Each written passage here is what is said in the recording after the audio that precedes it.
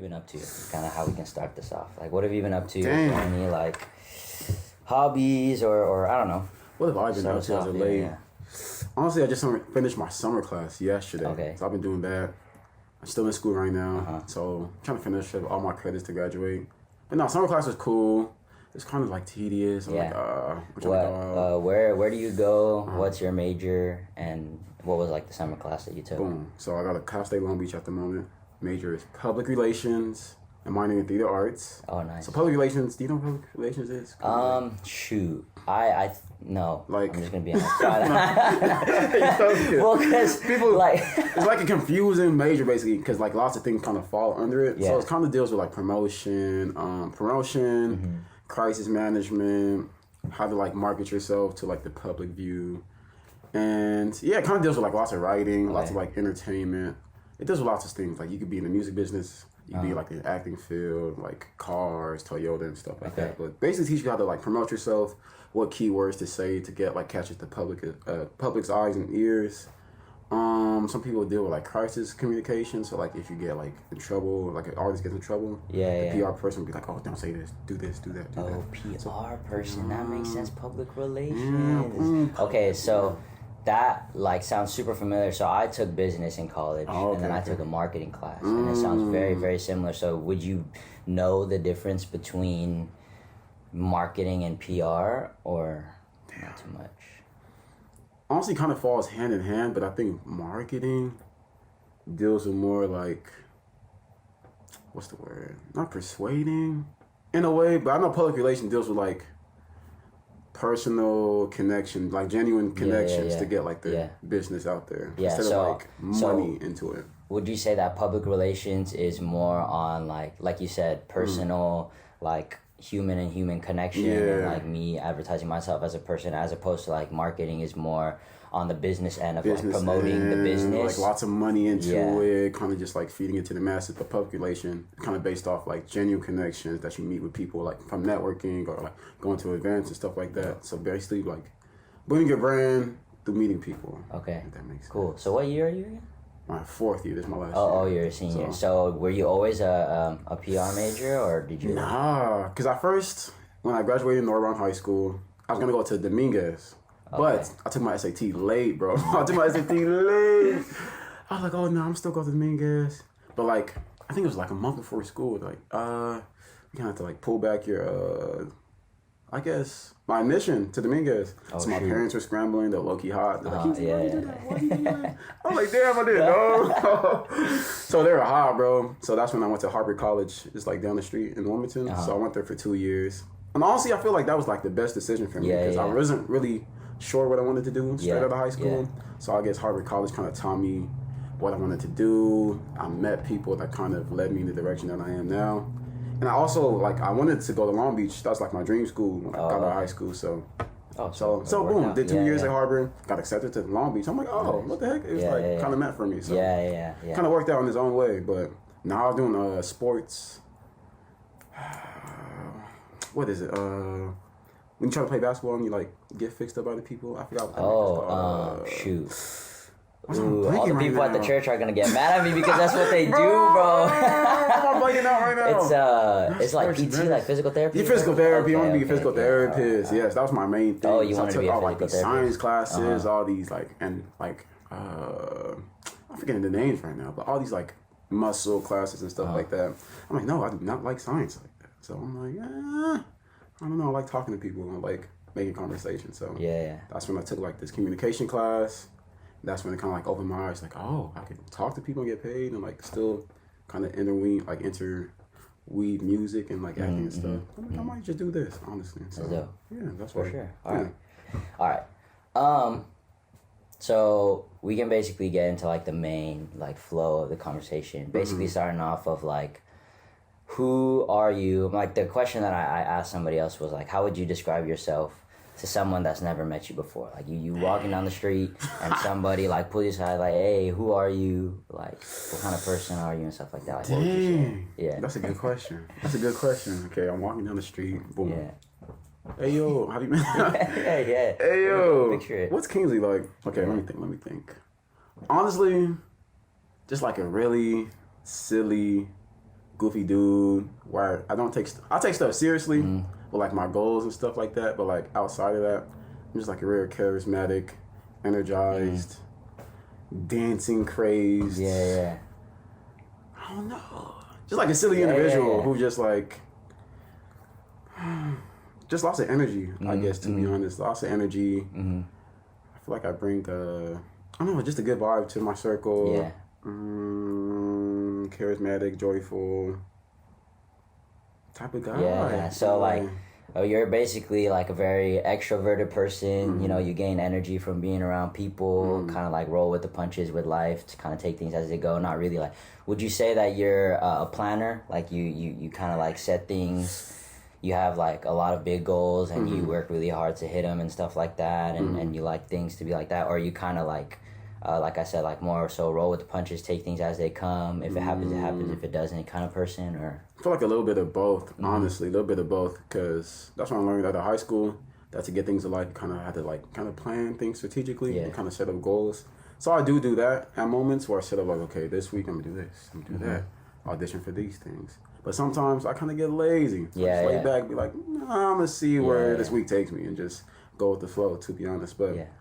I like to plan more though, honestly, because sometimes I get lost in the sauce and be like, okay, I'm doing nothing now. I'm not planning. All my homies is doing this. They're doing that. That's right. So a little bit of both, honestly. What about, like, what would you say for yourself? For me, I actually relate exactly to the kind of person you are. I'm not gonna lie, like when we were eating the islands the other day, bro, we were kind of like linking, bro. Like I'm starting to realize we're very similar people, bro. Like I'm the same. Like I'm a pretty extroverted person. You know, I gain energy from being around people and stuff. And up until kind of recently, I've always been like super hard, like roll with the punches, like not really like set too many goals for myself and not really like plan a lot of things and kind of just take things as they come. More so the mindset of like, if it happens, like things that happen are meant to happen. Exactly. You know? And if it doesn't happen, then it wasn't meant to happen. And there's no, like, for me, I was always like, there's no point setting things up for me in the future because I don't know about the future.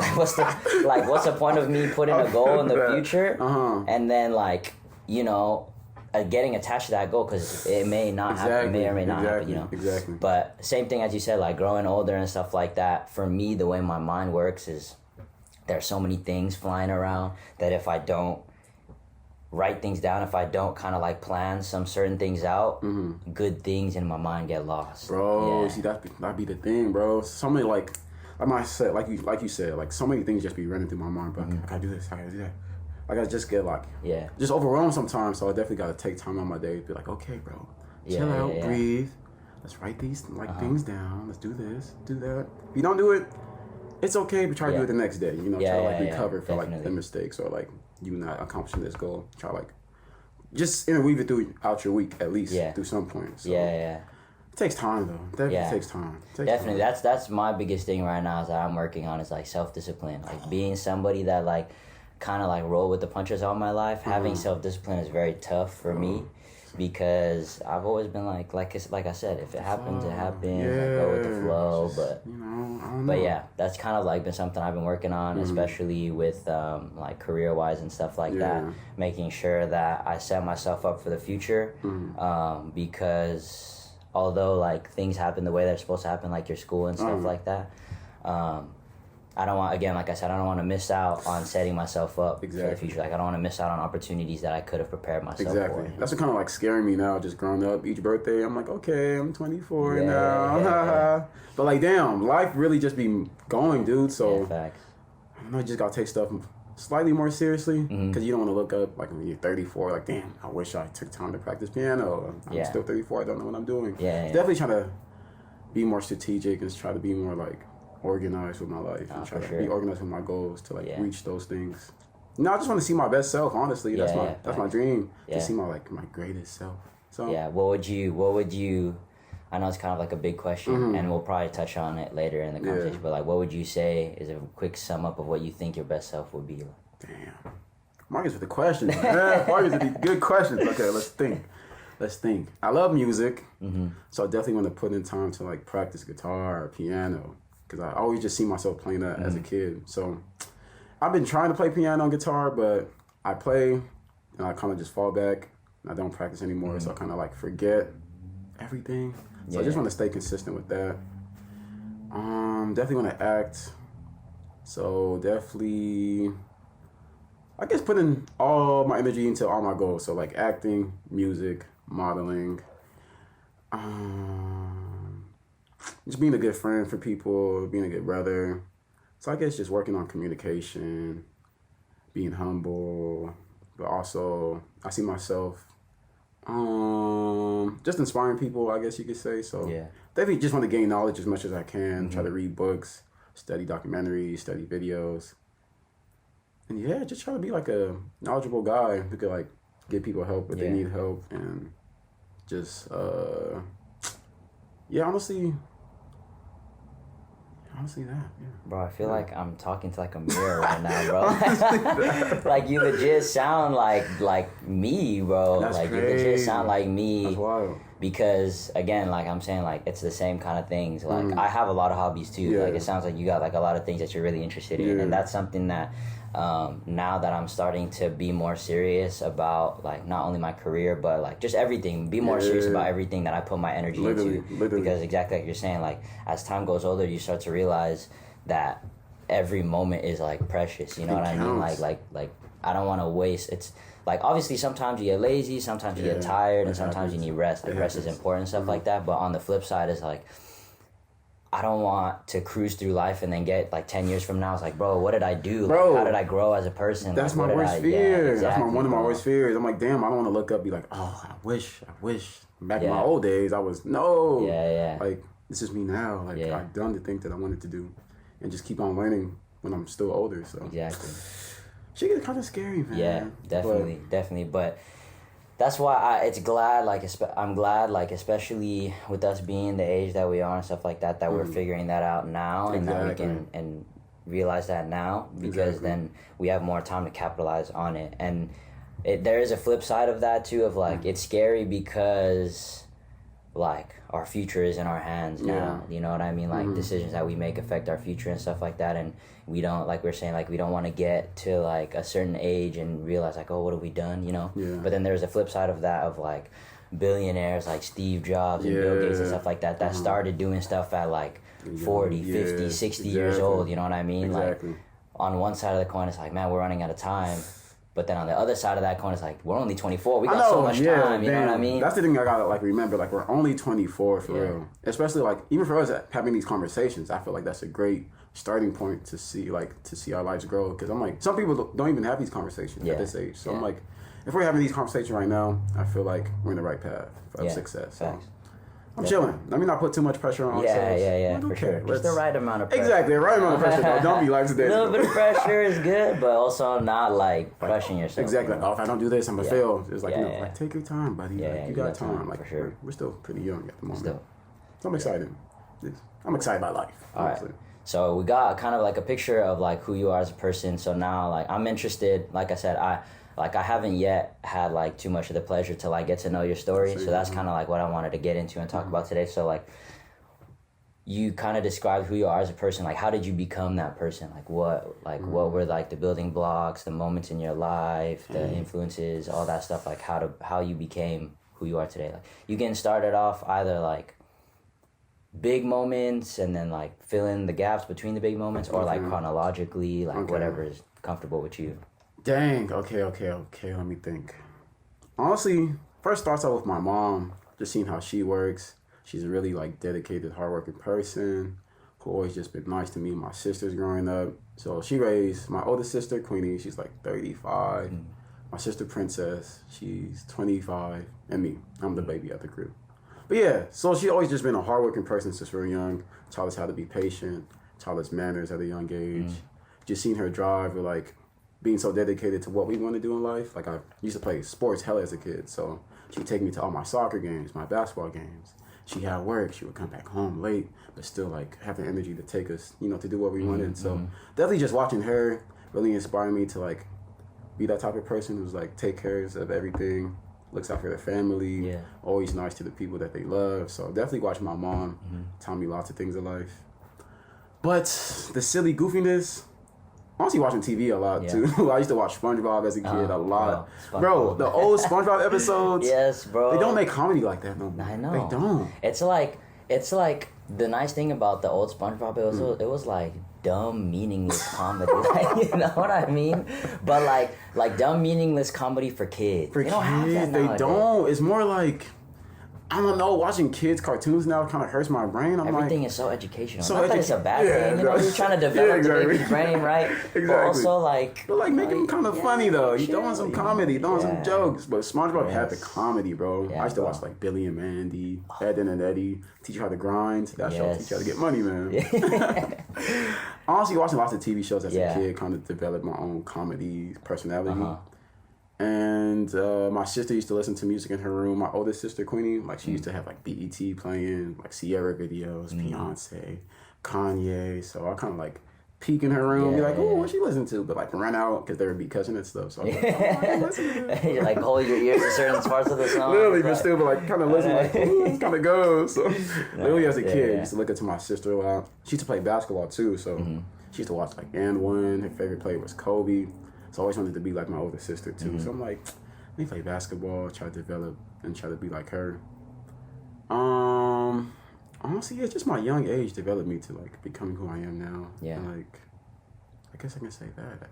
Honestly, or should I go through like middle school and like keep on? I mean, that's up to you, bro. Like if you want to paint that picture, that'd be dope. Like I guess because you were talking about like your young years and kind of like some of the influences you have, like. How was it, like, where did you grow up? How was it growing up in that kind of environment and stuff like that? Like, did that kind of also have some influence on Most your development and definitely. stuff? Dang. So when I was smaller, I don't remember, from like, when I was born to like pre-K, I lived in Koreatown. I really don't remember that time as a kid. But after that, I moved to Carson from like pre-K to first grade. And that's where I kind of developed my love for sports because lots of my neighbors used to play like basketball, soccer, and I always used to like play and fit in with all the kids, so I didn't really care who I talked to. So I'm like, oh yeah, this the homie, this the homie, this the homie. So I kind of had like lots of friends at a young age. So What high school did you go to? Went to Narbonne High School down the street. Yeah. First I went to Carson, Dolores. Shout out Dolores. You know, they kind of raised the boy. Then after that, I moved to President, and that's where I really met like the main group of my friends. So what did President teach me? I don't know. Just taught me how to get along with people, how to like not be mean, or how to like just accept everybody for who they are. So I was kind of knowing that President, kind of like the silly, goofy kid, make jokes in class here and there, play sports a lot. Like soccer was one of my main things. And until like 5th grade or so, that's when I started developing love for basketball. So I took that to middle school. Then I went to Fleming Middle School. Shout out Fleming. Yeah. The Falcons, come on, bro. I went to Fleming, and that's when, to be honest, at Fleming, I feel like I wasn't really being my true, authentic self, because I feel like lots of trends were going on. Yeah. What I used to like techno type music and just kind of like weird abstract music. Yeah. But some of my friends, like, they took my phone one day. And I came back. They're like, "What is this? What is this techno stuff?" So I used to be embarrassed, bro. So I kind of like used to follow trends. So I downloaded like hella Waka Flocka music. I was like, "Oh, I want to be like y'all. Like, let me not listen to this techno music." So I kind of wasn't being my true authentic self. But sometimes I would have spurts of it. Yeah. And I had an older cousin named Levi, and he used to listen to like MTV Rap. So like Joey Badass was one of the main people back then. So just being over at his house, I kind of developed like my own sound of music again. So that's where I kind of like started developing my love for music that I like. So I used to listen to like Joey Badass walking to school, or this guy named Mick Jenkins, or Kendrick. That's when Kendrick and Lamar was kind of blowing up at that time. Yeah. What was the album that you were listening to at the time? Dang. Kendrick. For Joey, it was 1999, like back to back to back to back. But Kendrick, I think, what did he release? Section 80 at that time? Because I remember ADHD was kind of big at that time. I think Money Trees. I'm forgetting. But those albums were like the soundtrack of my life. Yeah. Then high school years, Narbonne. That's where like kind of things started to all happening at Narbonne. I feel like 9th through 11th grade, I was still kind of following the trends. Didn't know what to do for real. I was still in love with basketball. Yeah. So I played basketball from 10th to 12th grade. But I feel like I was accepted in basketball.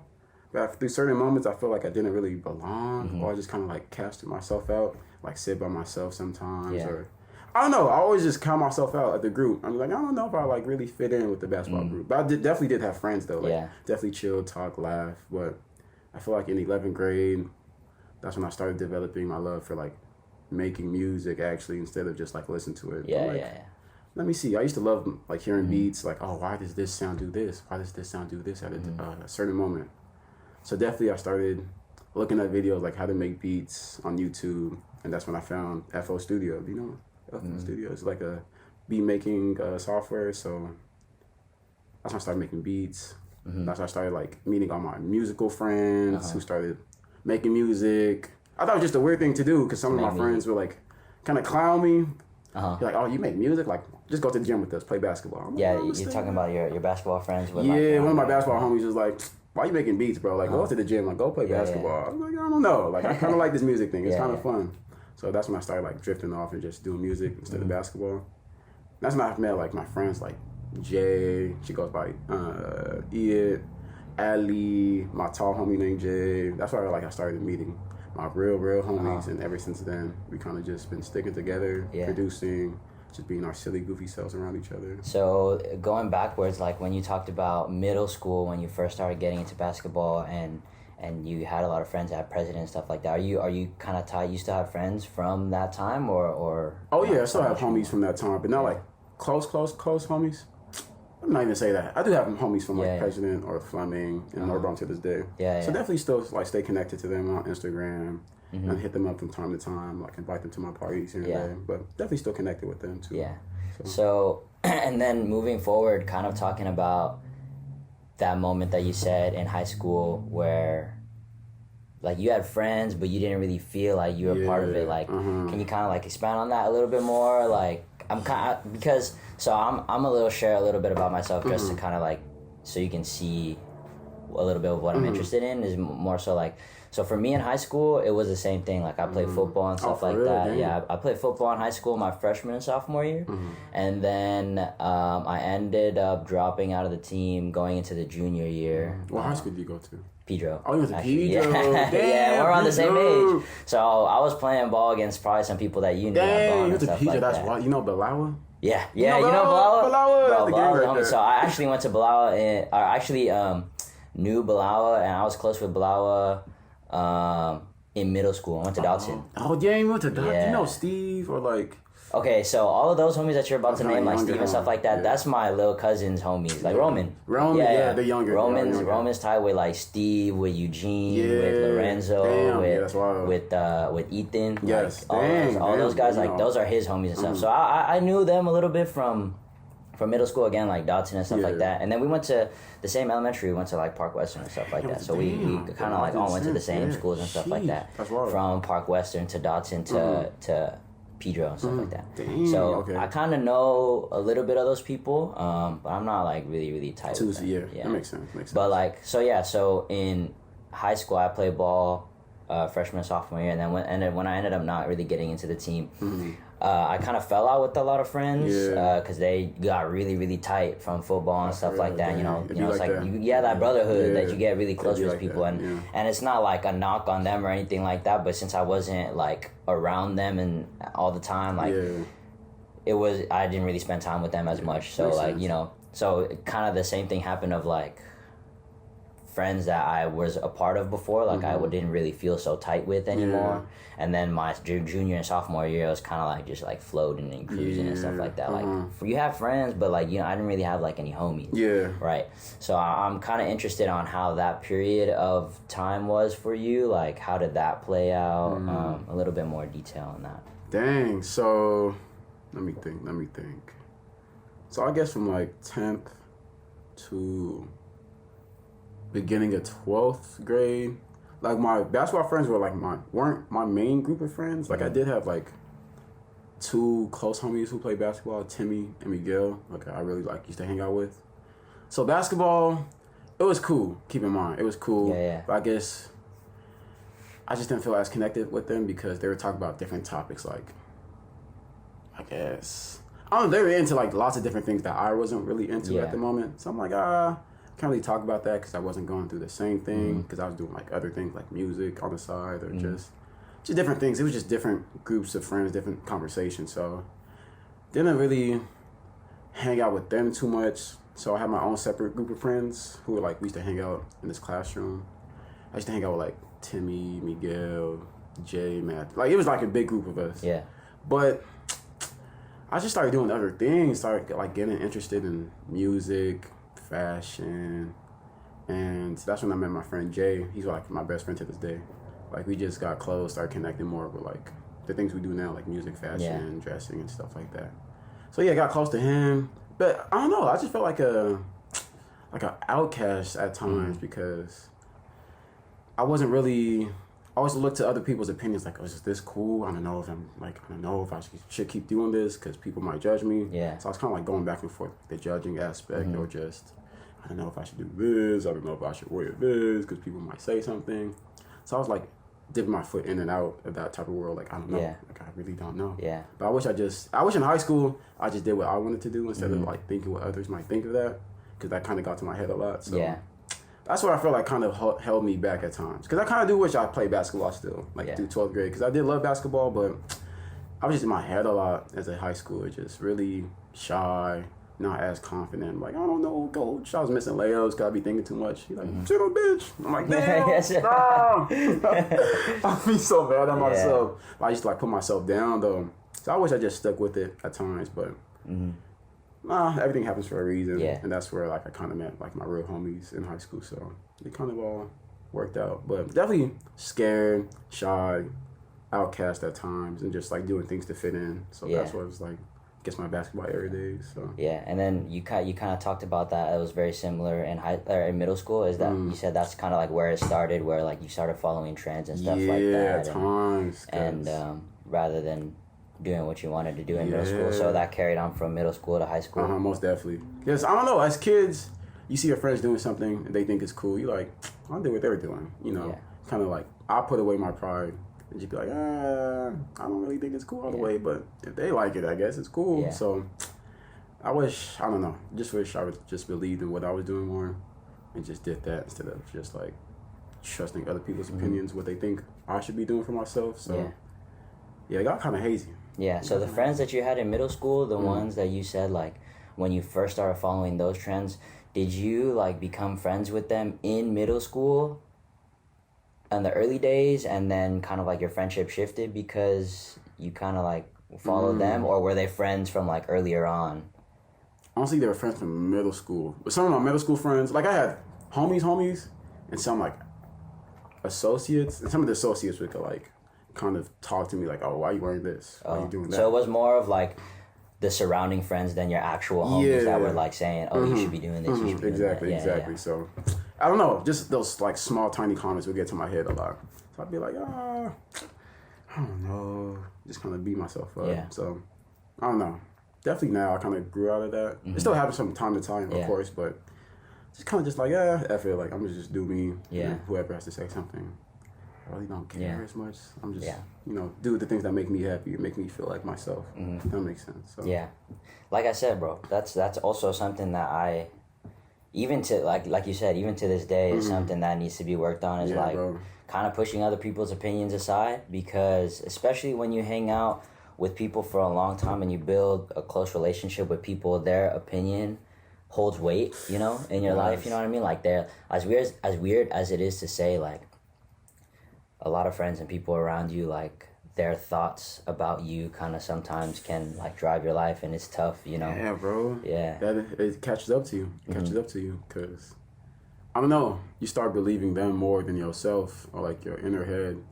Because I definitely feel, like, I kind of feel it now. Like, if I don't go with what I want to do, my whole body, like, kind of, you can just feel it throughout your body, like, I don't know, I feel sluggish now, I don't feel as good. But as of late, I've just been trusting my gut and going with, like, I want to do. You just feel like a total difference in your whole perspective in life, your whole energy. You're like, oh, like, I did that for myself, Yeah, so. yeah. You have, like, you gain confidence. Exactly. And you gain, like a sense of I don't know. It's really just confidence. You gain a sense of confidence in yourself that, like, doing what I want to do, doing what I like to do makes me happy, and seeing that the growth that you can gain from doing what you want to do kind of like shows you, you know, it's better than kind of like following other people's opinions and stuff like that. Exactly. It's really tiring, bro. Like, it's really tiring because, like you said, there's the kind of like this feeling that you have in yourself when you're following other people's opinions and you're following what other people like, that it just doesn't sit well with you. You know, it doesn't. You go People home can tell at the end of the day, and and you have this like figurative like body that you have on yourself that you gotta like take off. Exactly. And you especially see it once you actually make friends that bring that side out of you. Like, once you make friends that actually like see who you really are and are comfortable with who you really are, it's really that kind of pulls you out of following other people's things, because you can see the difference between when I'm following other people and when I could be myself around certain people. People could, like, you could see the difference, bro. You start glowing even. Like, people like, oh, like, you look kind of different. Bro, I'm telling you, your whole energy perspective on life changes, dude. Once you meet that right core group of friends, like, that's when everything started changing for me, dude. So shout out to the homies who love you for who you are, who will treat you as one, like, with respect. So get some friends, man. Get some good friends. I feel like they really help you out in life, for real. For sure. That's like low-key slept on, but good friends would definitely take you a long way in life, for real. Yeah. So for sure. To the homies. That's dope. The homies. All right, so we kind of like touched on a lot of stuff throughout your high school. Again, talking about like how that kind of made you who you are more so. I want to talk a little bit about some of your main interests, so like music. You said you got into music more in middle school, like your earlier years, or no? Like making music, or just music in general? Just music in general. Okay, boom. Yeah. So at first, music. My sister was my older sister, big influence. But when I was smaller, I was just only listening to music on the radio or just from TV. So I didn't know really who these artists were. But I'm like, oh, I like this song. Like, especially Outkast was a big person I would hear a lot, like Andre 3000, Hey Ya, like I always hear that. But I didn't know like they make full albums until like 7th grade. I think who showed me? My friend. I'm like, wait, there's more music to this person? I'm like, wait, they're not just radio people? Yeah. So that's when I started really searching up on YouTube, like, okay, Kanye West album, Joey Badass album, Kendrick album. I was like, wait, they have a long list of music. I'm like, oh yeah. So that's when I started really diving into searching up people.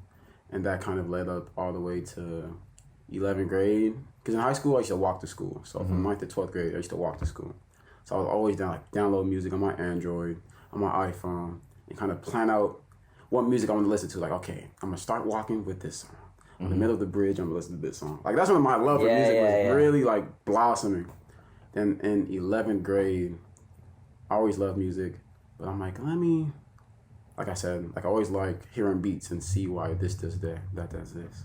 So I definitely started cooking up beats by myself to see if I'd be good at it. I never knew. So that's when my love for making beats started happening. Okay. And through that time, some of my friends did music in high school.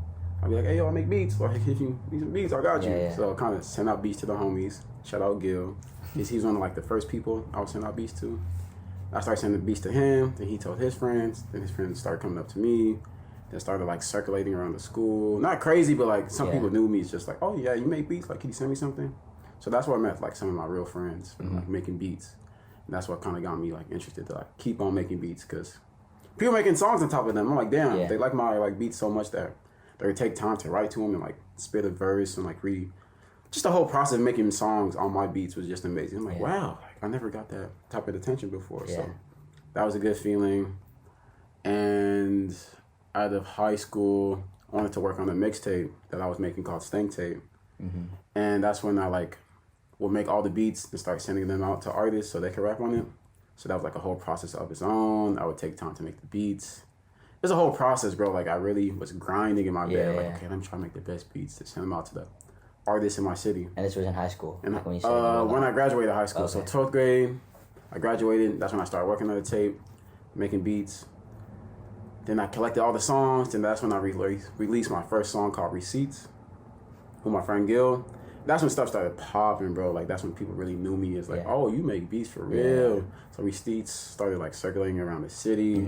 Started getting plays. Where can you listen to that? On Spotify, SoundCloud, Apple Music, receipts. It's an old song. It's kind of funny, but it was definitely like a Horror City like classic, bro. Like people would be playing that. Don't get me sick. For sure. Like that. It was like really. That's what really brought attention to my name for sure. Okay. And ever since then, I released a tape, and that first thing tape kind of like made my name, just known around the city locally. Yeah. So that's when I started doing like my own festivals.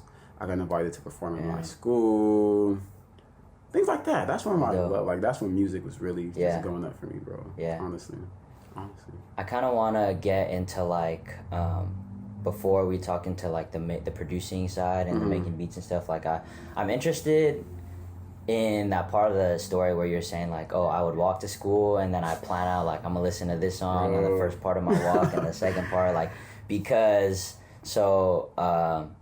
my homies here at church and stuff like that, like Roman and Jared and Gabe and Shane and stuff like that, they're all like I like music, right? Like I love music and I like singing music and playing the guitar and stuff like talented. That. Like, don't let him fool you. No, this guy's talented. I'm telling y'all, he's crazy. I enjoy it. I really do enjoy it, right? But when I hear the way that they talk about music, like it makes me like, do I even like music, bro? Because like they be talking about all these different artists and like, yo, like the way that this synth sounds on top of the drums like makes my head float and stuff like that, and like and then we be like driving, it's like, oh, you gotta like curate the play, like they like before we leave a function, like I've heard them say like, oh, I'm already making a playlist for when I drive home. I'm like, damn, bro, like I'll be listening to the same playlist for the past like 3 years, bro.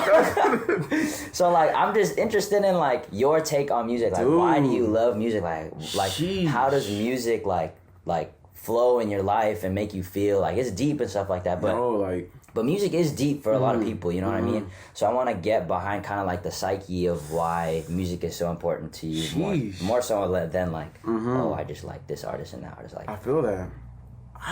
Dang, that's a good question. Yeah. Honestly, I just didn't know songs could relate to you on a personal level. So when I hear them talk about certain things that went on in my life, I'm like, oh, like you go through that too? Like you went through that as a little kid? Certain things happen to you like this? Or like even hearing like the production side.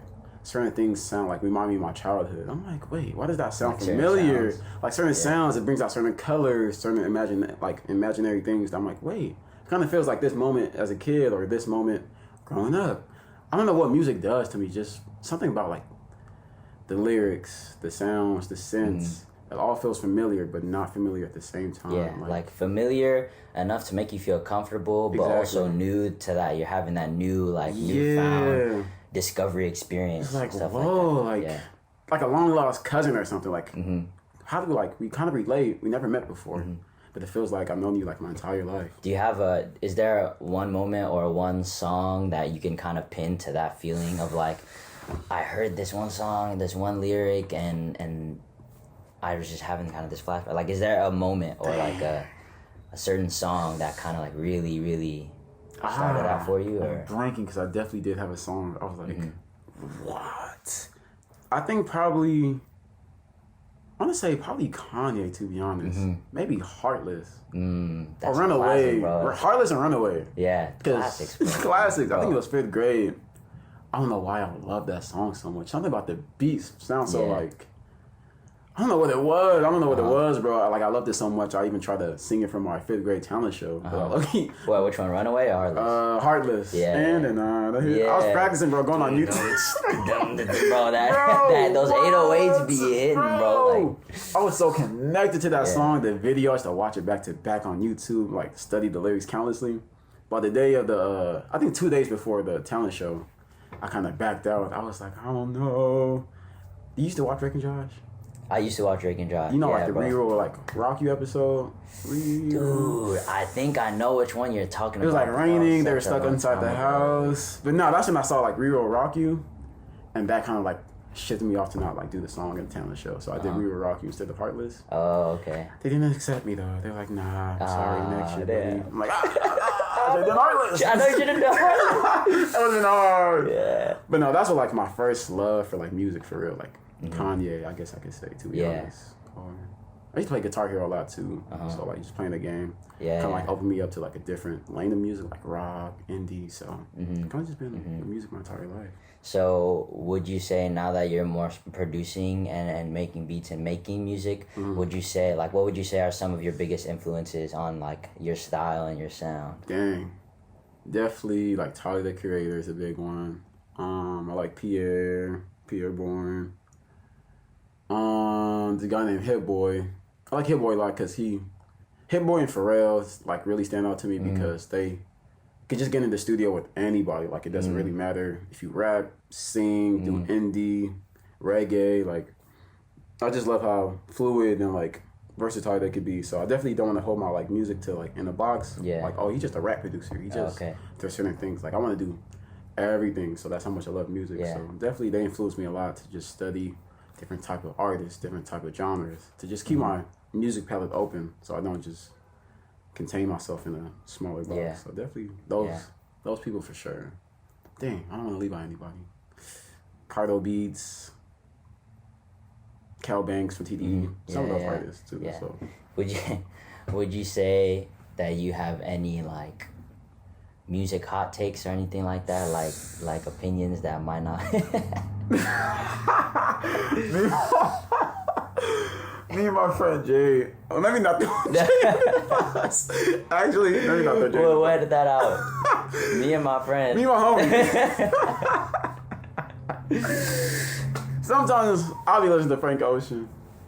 I'll be like, okay, I love the melodies, I love the flow, but I don't know what he's talking about in this song. It's like a whole song like, that was good, but I don't know what he's talking about. I'm like, okay. The lyrics be like Little Miss for you. Like it's just like a riddle. Damn. It's just like, okay, I don't know, but like, I don't know. That's damn, not Frank, bro, not the Frank. Frank is fire. Some songs I'm just like, that was cool. some songs I just don't know what he's talking. He's like one of my favorite artists though. Yeah, it's just like meaning behind the song. I'm like, I don't know what he's trying to like push out. Yeah. But the sound's hella fire. So I'm like, I like it, but I just don't know what he's. I feel that like low key that gives me like the like the picture that I'm imagining in my head is, have you ever watched the movie Everything Everywhere all at once? That movie, Bro, bro, that's like how I picture that to be, bro. Like everyone says it's fire and everyone says it's real cool, and like I kind of get it. But if I'm being real honest, I don't really get it, bro. Like it's kind of a miss to me.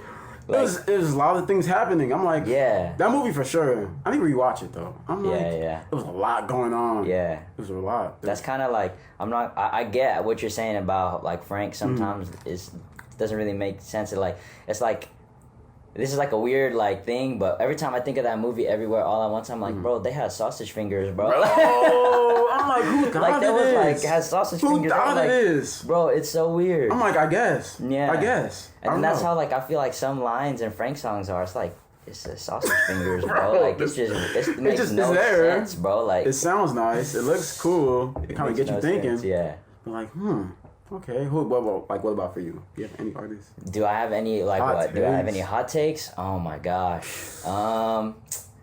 Not that I can think of, bro, because like I said, I'm not really like too well versed in like.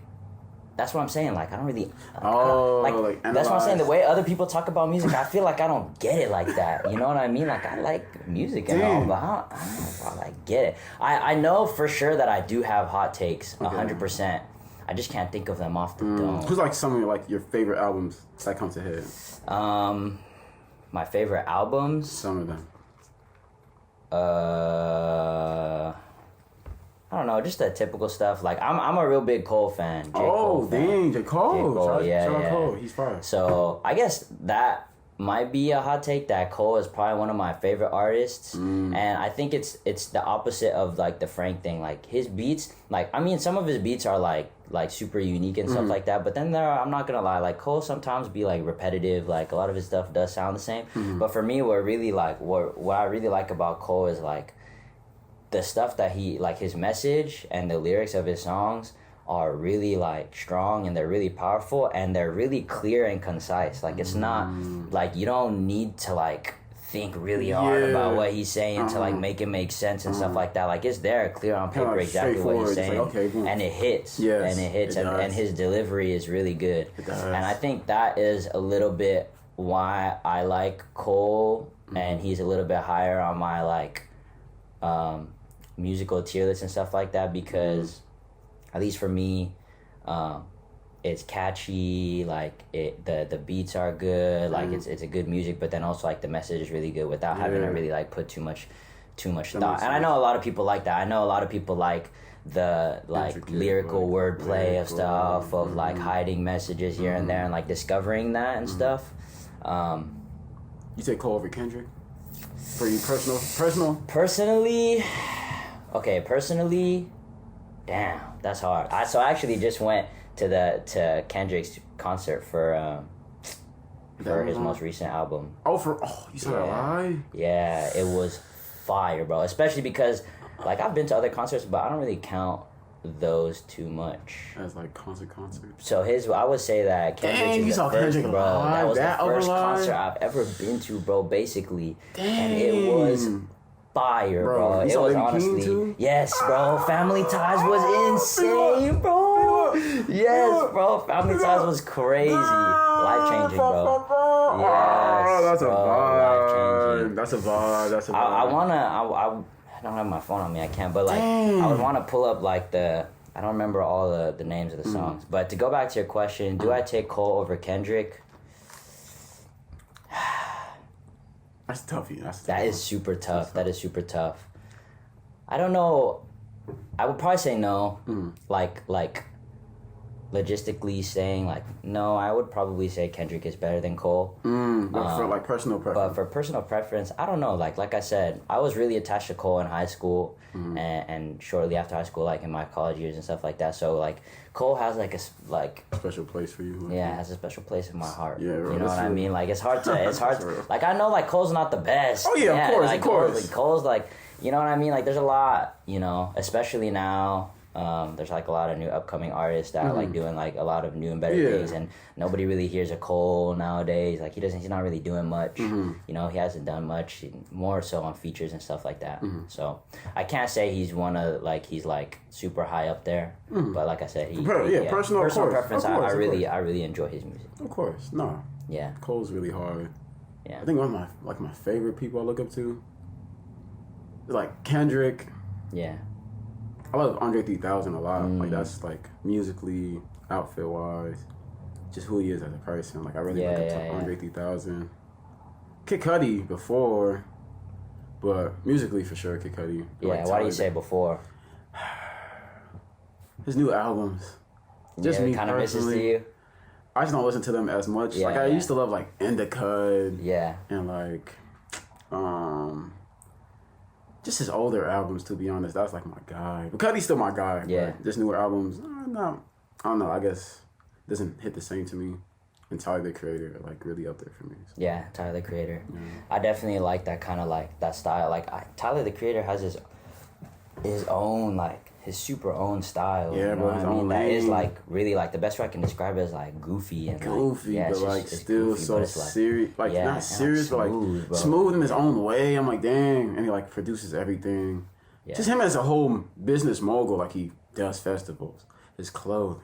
He still makes hard music. He's winning. Like he just really inspired me to be like an all around complete person. Yeah. Just like not just strictly music, but he has everything to me. Like he just got it all.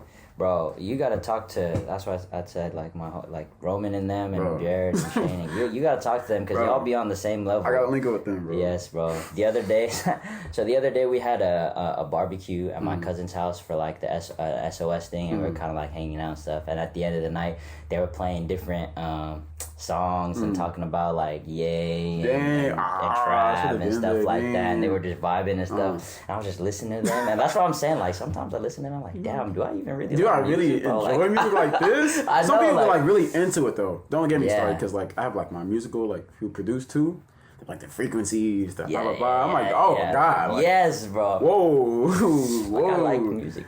Saying, I'm like, dang, I'm like, y'all like music on a different level than I Yeah, do. facts. But And that's why I'm interested. That's why I kind of asked you that question because exactly what you're saying is that people like not only music, but I can like food and you can like food, but like on different level Different type tiers. stuff and music. So I was just interested on like how music sits for you. You know what I mean? Like how does that play a role in your life and stuff like that? So plays a major role in my life though. Just really without music, I don't know what would happen in the world for real. I don't know. Yeah. Just something comfortable to lean back on. Like, dang, if I don't feel good, I can listen to this song.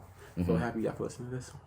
It's just like a comfort partner, honestly. Yeah. So I definitely like emulate that too. Like music, I play music depending on the mood that I'm feeling and stuff like that. definitely. And I think that's for me personally. Like I said, like I might not get music as much as other people, but for me personally, like music, it's hard to explain, but like music is like, it's like a reflection of what's going on in my life and a reflection of like what is going on in the world and my environment around me and stuff like that. That's You know. that's definitely music. Yeah. Dang, that's real. I like that.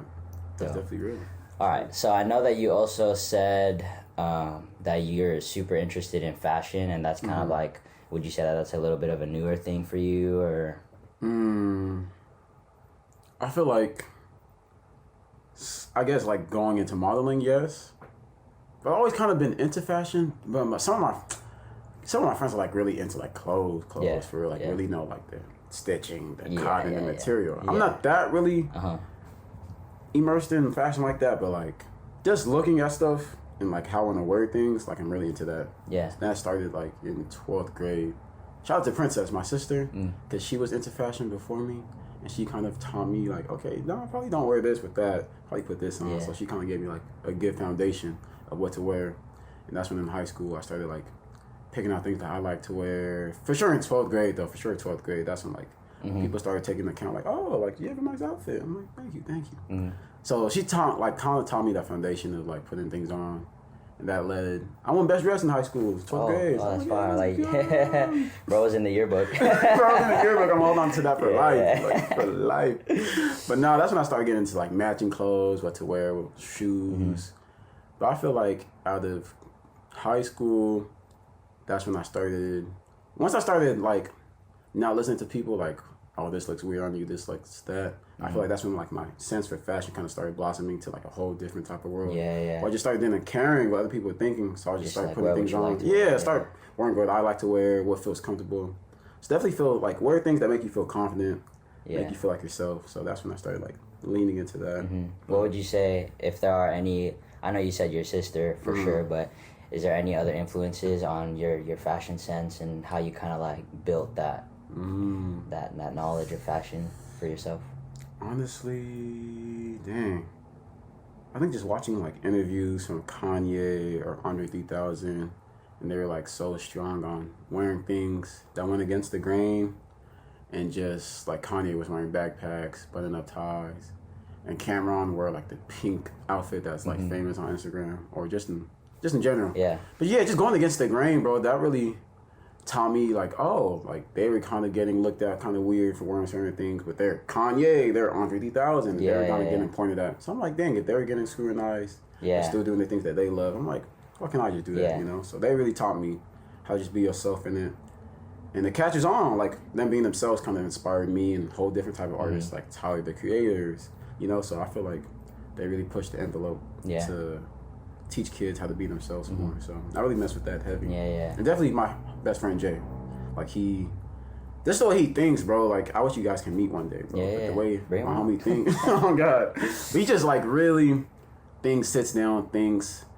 Like he's good with layering, he's good with like matching, putting things on. And he like started certain ways at school. I feel like he's one of the first ones wearing boots, wearing all these like chains and jewelry. Like he really inspired me to take fashion to a different level. I'm like, oh, like that's cool. He be teaching me little things like fashion vocab. I'm like, oh. And he's a little like he's younger than me. The age doesn't really have to do with anything, but he's just a very knowledgeable guy. Like I really learn things from him on a daily. So shout out to the homie, Christ Corpse. Christ Corpse, Universal Therapy. So is that your homie? The homie Steve's brand. Steve, boom, Universal Therapy. Shout out Steve. Dope. Cop a hoodie, cop something. All right, so how was modeling for you? Like, how did you get into it? Did it would you say that it like has a big impact on your life and stuff like that now? And... Dang. Honestly, modeling. Okay, the beginning stories. I feel like my friends once I graduated high school, like the first year I graduated high school, my friends would start their own fashion brand. Mm-hmm. I never saw myself as a model because I was kind of shy in high school, like I said, kind of nervous, kind of shy in front of the camera.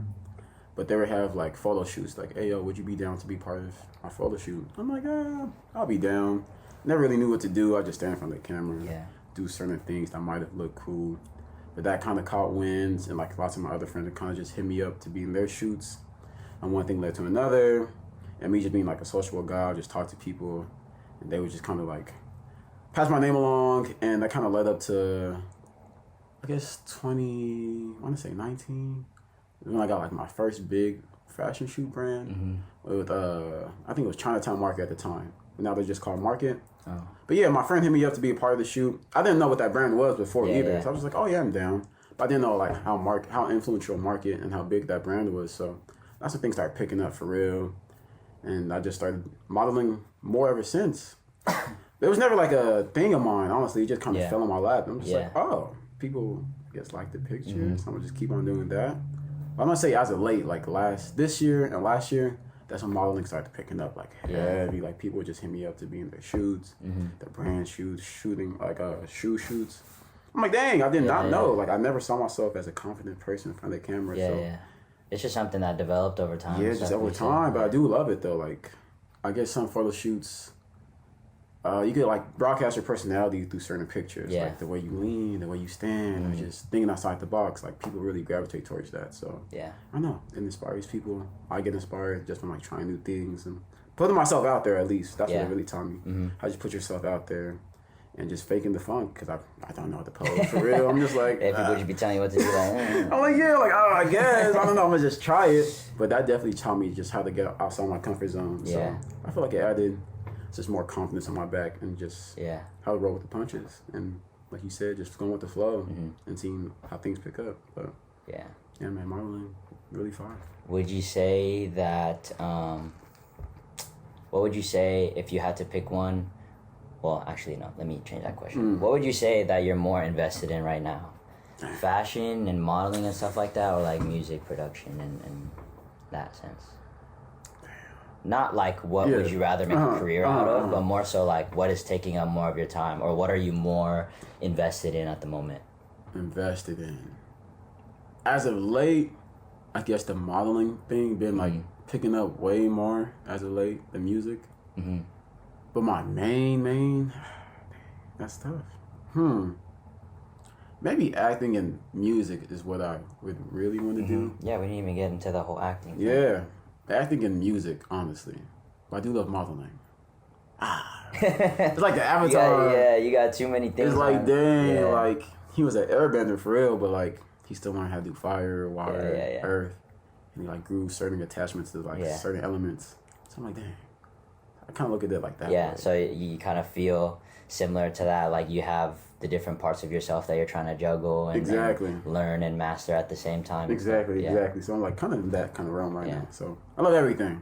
Yeah. But probably, I do want to tap into like acting more though. I feel like that's the one I'm lacking in. Yeah, let's get into that. I'm interested in acting because I know a lot of people that are really interested in music, and I know a lot of people that are really interested in fashion. I don't know quite a lot of people that are interested in acting. Dang. So like I'm interested, like how did that start for you? Where did your interest grow in acting? Sheesh. Dang. Okay, that's a good question. Let me think. Honestly, at first it started as a kid, like watching Zack and Cody or Hannah Montana. I'm like, they just kids running around, like that looks hard. Like I bet I could do that for real. Yeah, professional play pretend. That's what acting is, Exactly. I'm like, well, they just have to say lines. They running around. They eating all these snacks. It looks cool. I'm like, okay. So I always kept that in the back of my head. And like, always in middle school and high school, people always like told me like, you're kind of not like you're kind of different and weird, but like in a good, funny way. Like, I don't know, just my personality. I guess always stuck out to certain people in schools.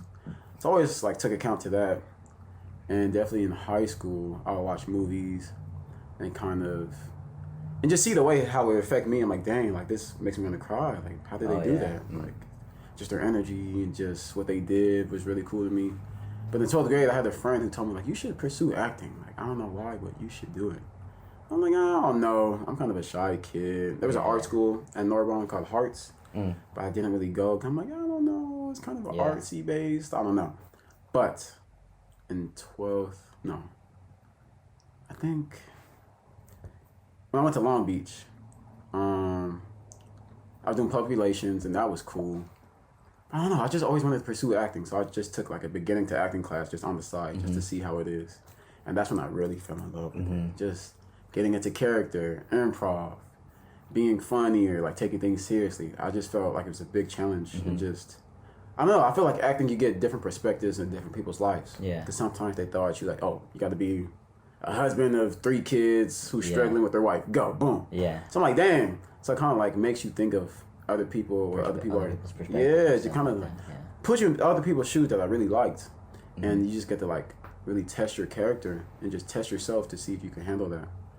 So after that class, I'm like, okay, I really love this. So that's when I declared my minor for theater arts. And that's when I started doing like shows at my school. I did one show called Smitten. That's like, I did that last year around this time. And this year in March, I was in like my first actual show where they have speaking roles. Yeah. Called No Way Out. And that was like one of the biggest and scariest things I ever did. Oh man, I wish I could have made it to that one, bro. Oh, it's all good, bro. Next one, bro. It's all good. It's all good. It's all good. But that show taught me a lot, bro. Like, that was one of the scariest things I ever had to do, because they give you hella lines, bro. Like, it was like 30 pages or so, 30 plus pages. Damn. I was always in school. I think I had like a reading problem, bro. Like, I could read, but I kind of stumble on words, kind of like mix up words. Low-key dyslexic in a way. So just seeing like 40 pages, I'm like, I gotta speak in front of a crowd, bro. I gotta do this. I gotta act like somebody. So that was like, I was really just having nightmares about that, bro. Like, I don't know, I don't want to mess up in front of the crowd. My friends might be coming. I don't want to embarrass them. But just the actors I was acting with, Kat, Kaylee, and my director, Susan, and even like the staff, Lexi, and everybody, they kind of were pushing me like, okay, Kingsley, like, you got this. Like, they didn't know it was my first time acting for real until I told them when I got the role. I'm like, hey, yo, like, this is my first time, so please, like, help me out. They're like, what? so they're kind of like prepping me, teaching me like how to breathe better, because sometimes I would like kind of push out too much words and like lose my breath. Like, bro, do something like that and like kind of like slow down with my words. So they really taught me a lot, dude. And that show really taught me how to just break outside my comfort zone even more, how to put yourself out there.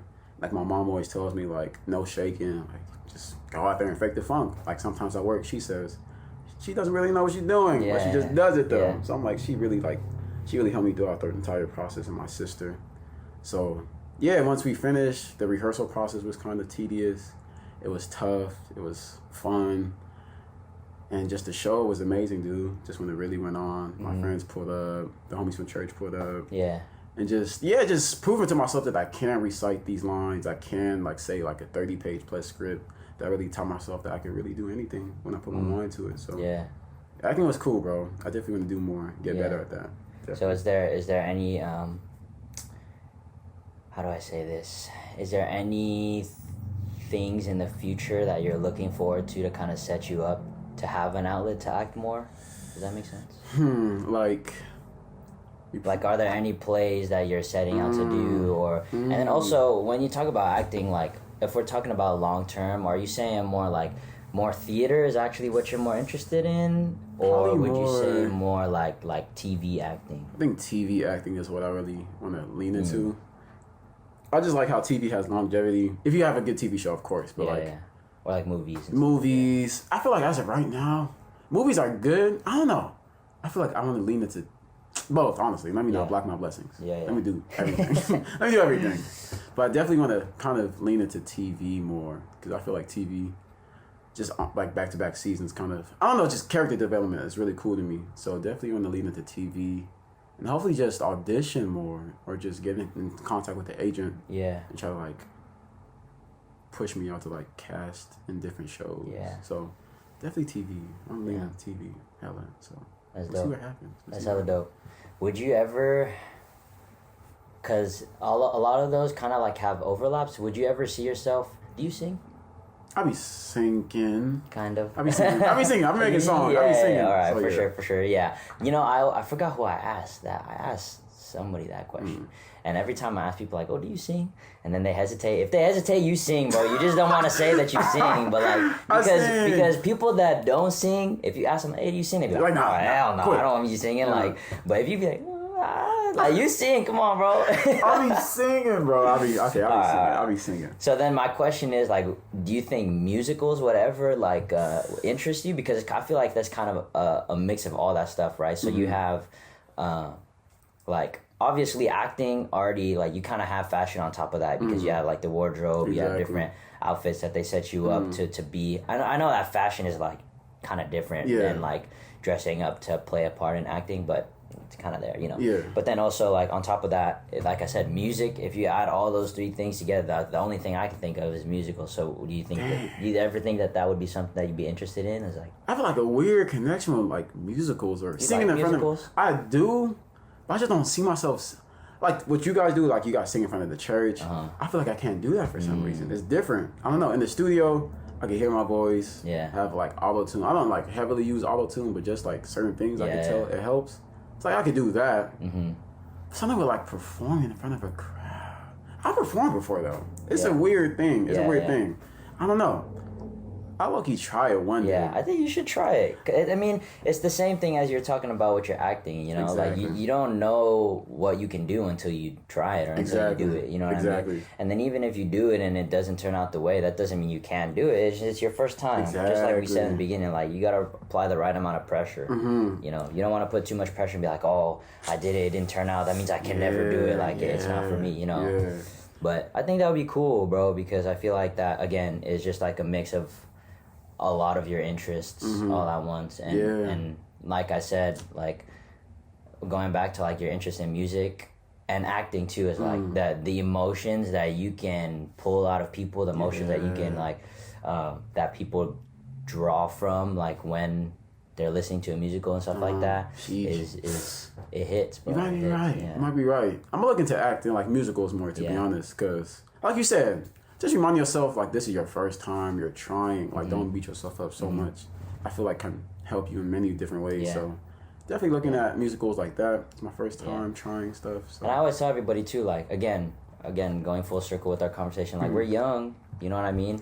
So, like, there is that kind of, like, oh, you don't want to waste your time investing in something that's not going to turn out. But then also, like, we're young, so try stuff, bro. Like, we have time to fail still. We have time to, like, make some mistakes and learn from those mistakes. So, like, in your aspect, like, you got time to, like, try a musical or two and see if that's really for you, you know what I mean? Definitely. That's inspiring. I'm going to try. Yeah, that'd be dope. Let me know when you get that part for the musical. Yeah, man. I got you. Auditions are coming up soon. So hopefully an audition, get a role. Is it for school? For school. Okay. So I'm going to think about it this year. That'd be dope. Lots of rehearsing, but it's fun though. It's definitely a fun process just seeing everything come together. So I'll definitely keep y'all posted. Hopefully I'll get into something. Yeah, that's dope. Manifesting. Would you ever do acting? Would I ever do acting? Shoot. I'm always like one of those like never say never kind of people because like I said earlier, it's like I don't want like I really like that phrase that you said, like I'm not gonna block my blessings, bro. Exactly. Like that's a really cool phrase. I never heard that before, but like I don't want to block my blessings. Like if God wants to put me there, if that's the path, then that's the path, then who am I to say? But wait, like it's not on your mind. But nah. Never say never, but never. Nah, I'm just but like I don't know, like it's just not. Yeah, I feel that though. It's not for me. It's not really my. I feel that. That's real. It's like it's not really. It's cool though. Yeah, like you respect it, but like you trying it, like Yeah, like I probably would not go out of my way to like try to pursue anything like that. I feel you. Just for me, yeah, it's different and it's weird because like you said, like I sing and I'm on a stage all the time, you know. So being in front of people you would think would be normal to me, but I feel like acting is different. Like being in front of a stage like that seems foreign to me and seems like uncomfortable. But then again, like I said, never say never, and then, you know, always try to go out of your comfort zone, because that's like where growth is, out of your comfort zone. So that's funny, different perspectives, bro, because you, like me seeing you, I'm like, oh yeah, he would like probably try it. It's just funny how we all have like certain things of like, we do sing, but like doing certain, like doing that in front of a crowd, I don't know. Yeah. Like, yeah, it's cool perspectives. So yeah, we'll see what life takes us. Honestly. Yeah, definitely. All right. So with all of the stuff that you talked about and all the things that you're interested in, would you say right now in your stage of life, would you say that you're in a revising stage or a refining stage? Meaning, like, would you say that you're still changing things and shifting things and moving things, like revision, you know, like when you write a paper, like crossing things out, adding things, moving things around? Like, would you say that you're in that stage of life where everything's still changing, or would you say that you're in a refining stage of life where, you know, you kind of like the way everything's going and you're just trying to master all that and get better at all that? Okay.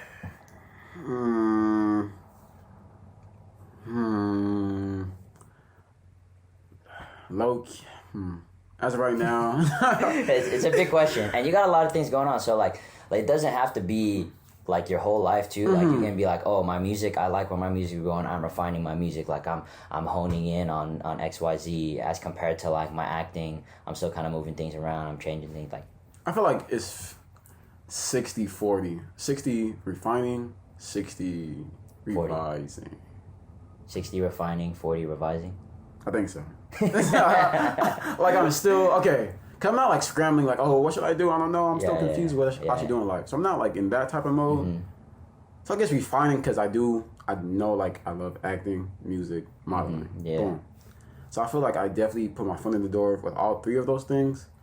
Actually, I feel like I'm in refining. More now, just like touching things up now. Like, okay, I know I can do this, but I can for sure do certain things better. So let me like practice as much as I can to see like my full growth. Even in music, like in all these things, I feel like, once I learn the foundation and get kind of good at it, I kind of don't really sit down and learn more. So I just kind of just run with what I know and just feel like, I don't feel like that's enough, but I kind of get lazy or get distracted a lot where I don't really practice on my skills. So I feel like if I really did practice, I could be way better than what I'm at right now. So I feel like I definitely need to sit down and just put all my attention to the things I love to try to get better, because I really want to play piano. I really want to start like making my own melodies, playing music.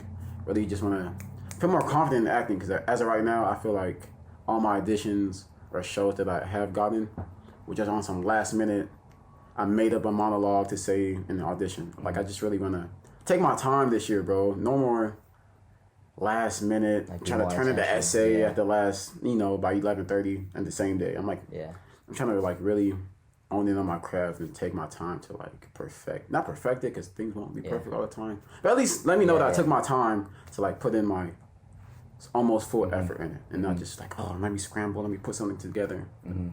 So I guess refining. I guess refining. I really like that, because again, like I said, we're very similar people. and it's hard when you enjoy a lot of things. It's hard to get good at all the things you enjoy, right? There's this phrase, I don't know if you ever heard it, like jack of all trades, master of none. You ever heard that phrase? Yes, bro. It haunts me. Yes, bro. Like you're good at a lot of things. You like to do a lot of things, but since your energy is so spread out, it's hard to get deep on those things. And then that's the thing about hobbies and skills, is that and that's part of the reason why I started this podcast, is because there are so many hobbies and skills out there, and there are so many levels, and like there's so much depth to every single one of these skills. Like, again, going back to what we were talking about with music, like I love music. I sing all the time. Like I play the guitar, and music like moves me emotionally and has affected my life greatly. But again, to hear like the way you and other guys talk about music, it's like, do I even really like I'm only here, like people are like down here, and that's only music. And then like to talk about acting, like the skills in acting, like breath work and stuff like that, and speech and vocalization and memorization. It humbles you, bro. Yes, there's so much depth. And then like that, like fashion, like I know homies that, again, like same thing you're talking about, like talk about stitching and fabric and weight and like color compositions and all that stuff. Like there's so much depth, and I'm super super interested in the depth, like the details of it, because it's just so interesting, the knowledge that other people have. It is like where certain things came from. Like why is this not like that? Like how come certain things are popular and how come certain things aren't, to like the bigger picture. So I'm just like, just really owning on the depth and just practicing, bro. Because I don't know, my mom be scrambled, dude. Like I can start, for instance, right? I can start a book. Boom, I'm reading a book. I'm like, okay, I enjoy this book. I'm like, wait. It's a book about stories, but I want to get better. I like learning about something else. I stop reading this book, go to another book, and start reading that one. I'm like, wait, no, but I gotta learn how to cook though. So I read, like, bro, I can't like focus, dude. I hate that. So like, I have like, I be on page 50 with all books. I'm like, bro, page 50 with like 4 different books. I'm like, oh, like, dang, can I like just finish something and like, okay, I finished this. Let me get to that. Yeah. Okay, I read this. Okay, I kind of like it. Okay. You know, I just be distracted, so I'm like, I'm just like at 30% with everything. Yeah. Well, I could have just been, I don't know. Everything's about balance and like organizing your day. I feel like I got to get better at that. Yeah. Because I cut myself short too many times, bro. I hate it. That's definitely, bro, that page 50 on 4 different books is mad funny, bro. Cause it really be like that. Like I bought a Kindle this year. Yeah. Like, do you read like physical books or? I read physical books. Oh, yeah. How's the Kindle like, bro? Changed my life. I'm not gonna lie, bro. Okay, so growing up, I never read books. So like, I was almost proud to say like, bro, that's my guy. I was almost proud to be like, I never read no book, bro. Like you're weird if you read like book. And then like you grow up a little bit and you open like a book you like, and it's like, damn, this book's kind of good. Yeah, bro, I'm telling you. So I'm guessing you also read nonfiction more. Yes, yeah, as a kid. Yes, like, bro. I used to read Kevin Underpants. Like, I'll never take things. No, it's fiction. Bro, oh, snap. Nonfiction. Whoa. Nonfiction is like, nonfiction is like real life. Oh, yes. Yeah, I read those books. Like nonfiction, like, for example, I read books like, I read a lot of like self-help books and stuff like that. So like one of the books that I'm reading right now is The Subtle Art of Not Giving a F. I always see that book a lot. Yeah, it's super popular. And then I'm also reading, I think it's 92 Ways to Talk to People or something like that. Dang. So like nonfiction is like that. Like okay, no, I've been reading lots of those. Yeah. Like not just self-help books, but like biographies. Biographies are nonfiction. Those. Documentaries is a form of nonfiction, and then fiction is like not real stories. Like made up stories. So like you read more nonfiction. Yeah, right now more nonfiction. Yeah, definitely. So that's what I'm saying. Like we're the same. Yeah, and especially when you like a lot of things. You want to like, and then again, like you like a lot of things and you want to learn about a lot of things. You buy books of like all these different things. So anyways, I'm like, we're going all sorts of different directions. Going back to the Kindle. Yes, the Kindle changed my life, bro.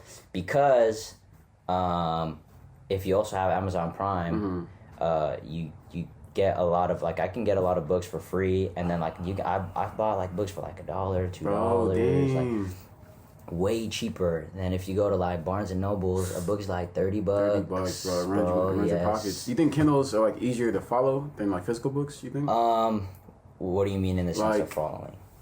Because I have certain friends who like try to sit down and read just a physical book. Yeah. They say like they can't. I don't know, something about it. Like they can't really stay focused. But like on a Kindle or electric type of iPad or something, like it's kind of easier for them to like digest. Yeah, maybe. I think for me, the reason why I really like the Kindle is just the ease of use, really, compared to a normal book. Like I do enjoy the feel and the vibe of reading like a physical book. Yeah. You know, I feel more connected with the book. Yeah.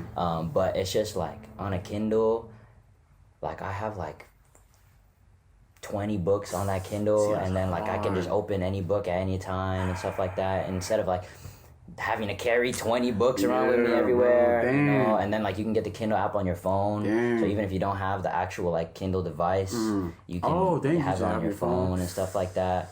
So anyways, the Kindle has really like, I'm gonna have to look into that, bro. Yes, bro. It's a very, very, very good investment, especially if you really like reading. How do you take notes on the Kindle? So there's like, you can highlight Okay. certain parts of like, obviously you can highlight it in the thing, and then there's also an option where like if you tap on a word or if you highlight a thing, you can add a note to that highlight, and then it's like you just type it in and stuff like that. Dang. And then it's nice because for every book there's like I don't know how to describe it.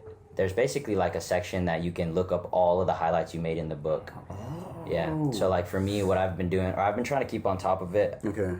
I've been falling off a little bit in my reading, but I've been trying to keep on top of it where I record all the books that I read and like what I got out of it, like my top 3 quotes from every book and stuff like that. So it's nice to go back to that section, look at all my highlights and scroll through them and be like, oh, this highlight really stuck out to me. Like this is something I really take away from the book. So I might have to. yes, look at home right now. I might have to look into the Kindle. Yes, look into it. And then like, I bought mine refurbished, but it was like new, like refurbished like new. So it was a lot. It was cheaper and then since it's on Amazon and it's an Amazon thing, like every like Prime Day and stuff like that, you get good sales on Kindles and stuff. But dang. Yeah, you should look I'm looking into that, bro. I honestly forgot how we got to this part of the conversation. I forgot, yeah. Yeah, but anyways, shoot. Oh, I was talking about how I really enjoy your saying that, like you're in that refining stage. Refining, boom. Yes, that refining stage because that's kind of like, I don't know if I would say I'm in like super the refine. I'm in the super revising stage. Okay. I'm a lot of things are shifting right now. Okay, that's but I have been in that refining stage, and I really enjoy the process of like really like mastering something and getting good at something. I really enjoy that process. It feels good. Yeah, it feels good just like studying your craft, just seeing your progress in real time. You're like, oh, I can play this now. Like before, 2 weeks before, like I was playing like trash, and I'm like, okay, I can hear it now. You know, it just feels good. Just like patting yourself in the back, like I've been grinding for real. Like, seeing the work pay off is really dope. Yeah.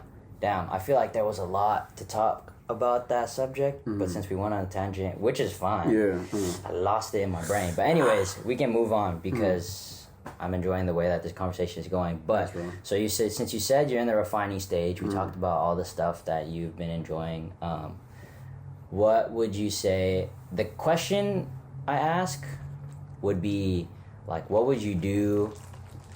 Like if you had to work. If you're forced to work, but you had all the money in the world, meaning it didn't matter, like money doesn't matter to you, right? Okay. You can, but then you were forced to work. You actually had to have a job. What would that job be? Dang, if I was forced to work. Yeah. I had all the money in the world. And the reason why I kind of asked you this question too, while you think about it, is like, because you have a lot of things that you can pick from. So like, what would kind of be you think would be your final decision? I was forced to work. Money didn't matter. Dang, honestly, yeah, probably. What would I be doing? What would you be doing? What would I be doing? I answered this question in my podcast with Josh because he asked me the same thing. For me, if you asked me a few months ago, I probably would have said like, oh, I want to open up a small restaurant. Fire. Again, like be able to hone my craft in my cooking ability and make food that I really enjoy, but only for a small group of people where I am able to make connections with the guests that come in and eat. So I guess kind of similar to that would be like omakase style, where you would just have some omakase places have like 7 seats only for the entire night. What's omakase? Omakase is like, oh gosh, I just don't want to butcher it, but I'm pretty sure it's a Japanese term where it means like chef's choice. Oh. So it basically just means that like the menu is already set. Like they've curated the menu, and what they see is the best flavor combinations, the best progression of the meal, the best, textures and all that stuff. Like the chef creates a menu that they think will give the guest the best experience, and then you're basically just trusting the chef to give you what they think is good and give you something that tastes good. So basically based off your like choices. Yeah, based off of like what I think would be the best as a chef compared to like normal restaurants where there's a menu and you choose like I like this, I like that, so this is what I'm gonna get. It's like I trust you that you know what you're doing enough to give me something that I enjoy. Yeah, and that's very similar to omakase is like a Japanese term, and then it's the same thing as tasting menus. So it's tasting menus is usually what they call it for like French American restaurants and it's like non-Asian, non-Japanese stuff. It's the same concept of like they have a set menu, and then you just get that. So that if you asked me a few months ago, that is something that would kind of be a dream of mine. But now, I've noticed that one of my big... You're good, bro. You're good. We'll see that later. I'm dead. I would just say now, like, again, like I said, I'm in the revising stage now, so I don't really have like a clear-cut path ahead of me. I would just say that I do really enjoy building relationships with people, and like you said earlier, like doing something that I know impacts other people, that has like a benefit in other people's life. So I don't know, maybe this podcast thing, but like I said, I'm in that revision stage, so I'm kind of just like figuring it out. So yeah, that's amazing. Both answers are amazing. Dang. Kingsley, okay, let me think. What would I do? There's a lot. I mean, if I had a job, I guess just having the time to, honestly, I do. It doesn't have to be like, how do I say this? It doesn't have to be like a stereotypical job either. Like, cause I know you like a lot of things, right? So it doesn't have to be like, a model or a producer or an actor or like it can be kind of like your own pseudo made up job and stuff like that.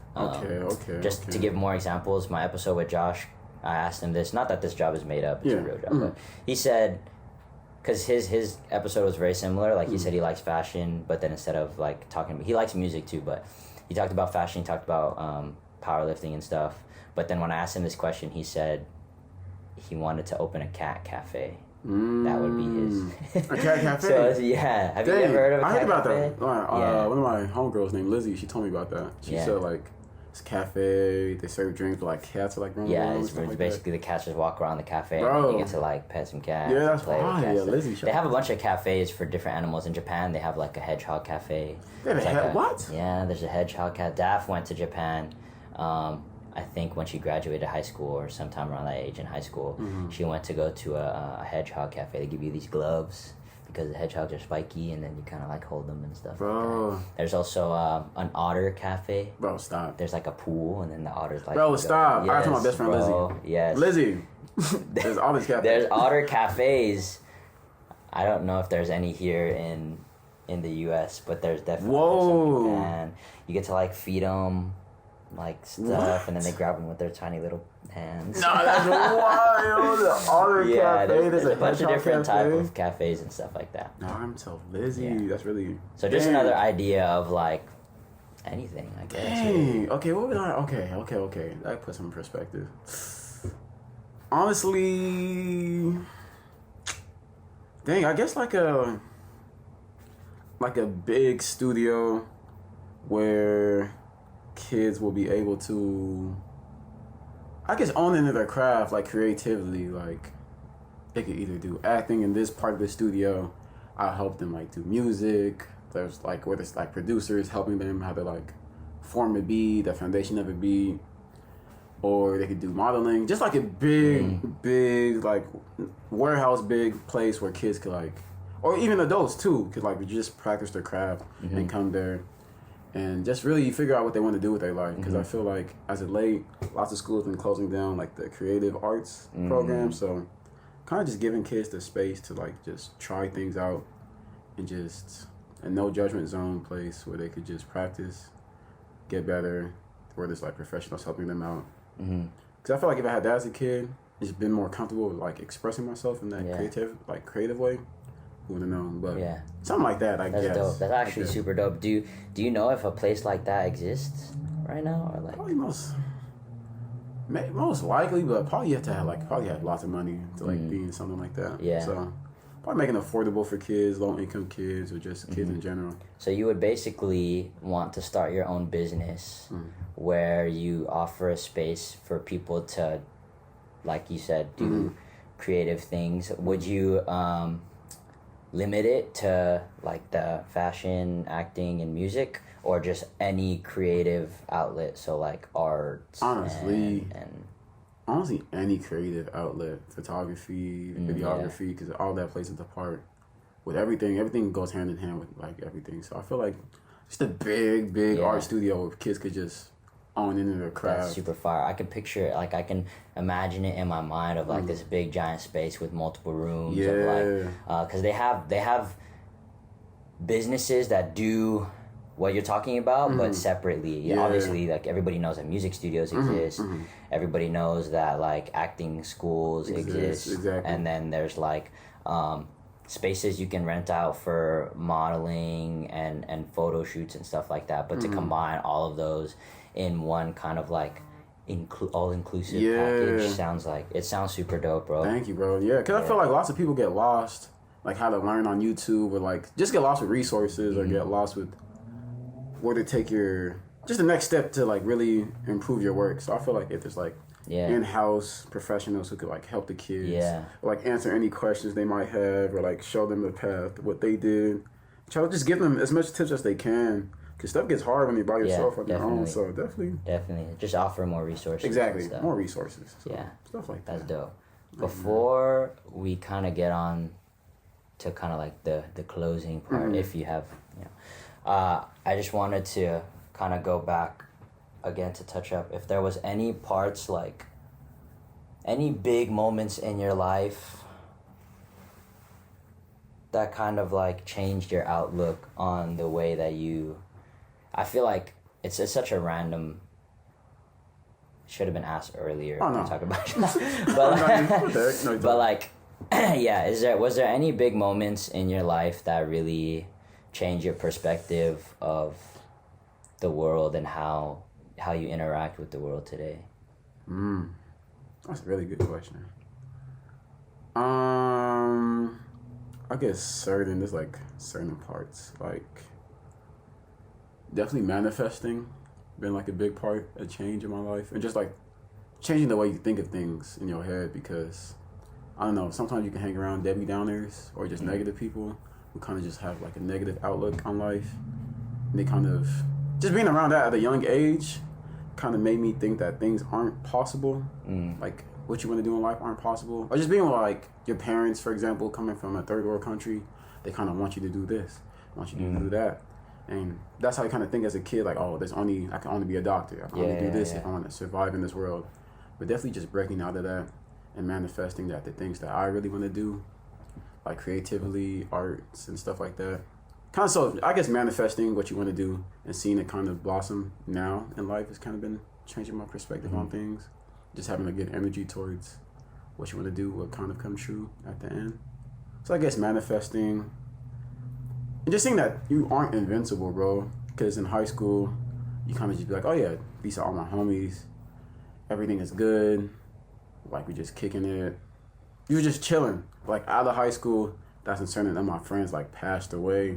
And that kind of, like, broke the realm of, like, oh, this could happen to you, bro. Like, life will really catch up to you. So definitely seeing, like, the homie Prescott I used to play basketball with. We're in the same basketball team for years. So he was like one of the most popular kids at school, bro. I'm like, oh, like nothing could ever happen to these people. They're good. Or even like the homie Kalen. Like, just seeing them in high school, they're popular. Like, they sadly passed away a couple years out of high school. That really just flipped my world upside down. I was like, yo, like I have full on memories, conversations with these people, and now they're just gone, So that definitely woke me up to just not take life for granted, because you never know when your time is near. So definitely just try to keep in mind that things aren't promised in life. So definitely just kind of just be more serious, be more goal driven. Yeah. Just try to accomplish everything you can in this life. And even Kobe passing away, bro. Yeah. Like, I never saw that coming in my entire life. I'm like, no popularity status, how many followers you have on Instagram could save you from death, bro. Yeah. So that kind of like woke me up. Like I got to start going hard, Yeah. dude. So I feel like those things kind of helped me out a lot, Mm-hmm. kind of shaped me to what I'm doing right now. And probably those things. Honestly. Yeah, that. I actually like how you talked about how it doesn't matter. It doesn't matter how popular you become, how much money you make, how much status that you imbue in this world or whatever. But like like you said, death catches up to all of us. You know? And it's funny that you talk about that because we were literally just talking about that at Bible study on Friday. Dang. That how, like I've heard this phrase a lot, and I've even used it myself of like how, like nothing matters in this world, bro. Because you're gonna die anyways. Bro, you know what I mean? That's the only thing promised in this world, bro. Yeah. Death. So like, some people use that as kind of like, oh, I can do whatever I want. Like none of your choices have any real consequential, influence on the world because you're just gonna die and then no one's gonna remember you at the end of the day. But like everyone will eventually forget and stuff. But we were talking about how I feel like for Christians and for us, like, I mean, not even just for Christians, right? Like just the fact that your life, like that your life is finite, bro. It should be the opposite. Not that nothing matters because there's death, but everything matters because there's death. Everything that you do will matter because, like, the things that you do are not gonna be infinite. Like there's an end, So like keeping that in the back of your mind, of like, oh, I want to make the most out of my time. Like I want to like I value my time because it's not like I'm not gonna have all the time in the world.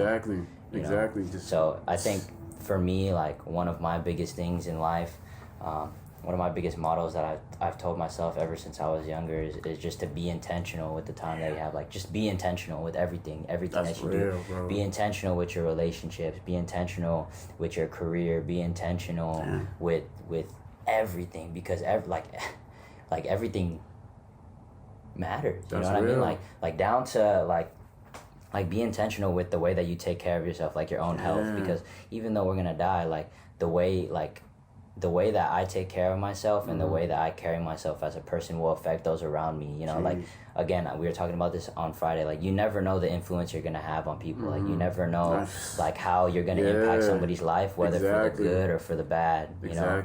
So the way that like the person that you create yourself to be and the life that you create for yourself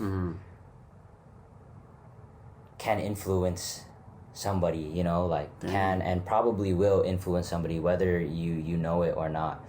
So like with that knowledge of I'm not gonna live forever and I can't always like verbally talk to the people around me. Like the only thing that I can create for other people is kind of like the life that I live to show people like, oh, this is who I created myself to be. Like this is the person I am, and to give and to leave that with the people around me. Damn. I don't know why. That's about to make me tear for a second. I don't know why, bro. Damn, be intentional. Yeah. That's like the realest thing. Like I heard today. Like just moving with intention, bro. Because sometimes I get lost sight of that. Just moving, just going with the flow, but just moving with the purpose, saying things with a purpose instead of just saying things just to please other people or just. I don't know, just moving with more intention, moving with more just focus, I feel like really set you on the right path of life, bro. So that's real. Shout out to you for saying I that. appreciate that. That's dope. Yeah, I mean, it's huge, and that's like been one of my biggest things as of late is that I don't know, like I'm just gonna start like saying the same thing, so I'm not really gonna get into it, but like just being intentional just move with the really purpose. is like has been huge for me man. lately. Yeah. So like definitely putting purpose behind your work or just behind the things you do, like bigger outcome will come out of things. So definitely moving with the purpose. Yeah. Moving with the great head on your shoulders, moving with like genuine love and like positivity. Yeah. I'm trying to live by that. Yeah. I'm gonna hold on to that. Yeah. Dope. That's dope. So this is like one of the last questions that I always ask at the end of every episode. Most episodes, I'm pretty sure. But yeah, before I get into it, is there anything else that you wanted to share or talk about or touch on that we didn't get to? No, I feel like everything kind of been touched on. High school life. Yeah. My life in like different stories, different parts. So I feel like we touched about everything, honestly. Yeah, I'm glad. And like I said, like I'm really glad the conversation went the way that it did because I was able to see like, you know, you for who you really are and your development and yeah, like I can say that I know you a little bit more personally now, which is vice versa. Yeah, yeah. Okay, so to get into kind of like the end here, one of the last questions I always ask is, what is one thing that has changed your life that you can share that you think can change somebody else's life? So that can be like a person or a quote that you read or like a certain habit that you do every day or an experience that you had, anything. Person that changed or thing that changed my life. Something that has changed your life, like for the better probably, that you think by sharing it can also help somebody and change somebody else's life. Dang. I say a thing that changed my life is definitely believing in my craft, my passion, and what I want to do. I feel like once I was living in a world where I was listening to everybody else, I wasn't at my true form of happiness. And I could kind of, I don't know, just even think back to high school and just those times when I wasn't really believing or really listening to that inside voice in my head. I feel like I was just living with no purpose, bro. Like the things I wanted in life wasn't flourishing to the way I saw it. But once I just started fully just blocking out the outside noise and just really owning into my craft and just believing in myself 100%, I feel like that's when things started manifesting. That's when like the good omens started popping up. Like when I started doing music, that's when I met like my real friends who really loved me for who I am, who showed genuine love and taught me things that I never thought I could learn or got me in doors that I never thought I could be in. So definitely just listen to yourself, bro. Listen, just putting all that, just closing out the outside noise, bro, and just really like believing and focusing on yourself got me a long way where I'm at right now and really opened doors to lots of things in my life. So definitely, yeah, I say believing in yourself, trusting your gut, and yeah, just moving with genuine intentions and genuine and just positive, just good energy has really got me a long way. So definitely want to share that with people. Definitely say that. So just moving with a good head on your shoulders and moving with good intentions has got me a long way in life. Yeah. And what else? My mom is really, we always had a good connection, like a good relationship. But as of late, like I just feel like I've been getting closer with her as I get older.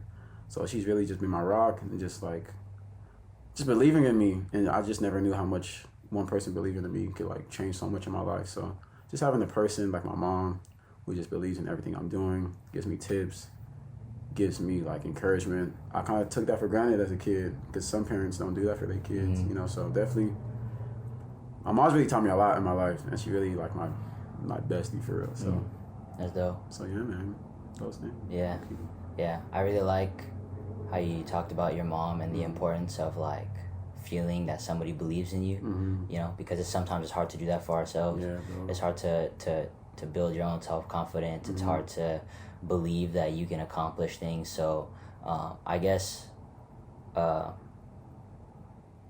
one of the things that I can take away from that too is really just like find relationships and find a support system that